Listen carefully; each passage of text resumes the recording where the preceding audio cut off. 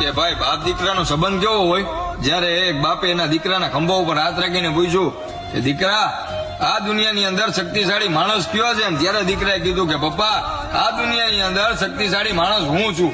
અને ત્યારે બાપને આશ્ચર્ય થયો અને 2-5 ડગલા ખંભા ઉપરથી હાથ મૂકી અને આયલો અને બીજી વાર પૂછ્યું કે દીકરા, શક્તિશાળી માણસ તો તું છો, પણ આ દુનિયામાં કમજોર માણસ કયો છે? ત્યારે દીકરાએ કીધું કે પપ્પા, કમજોર માણસ હું છું.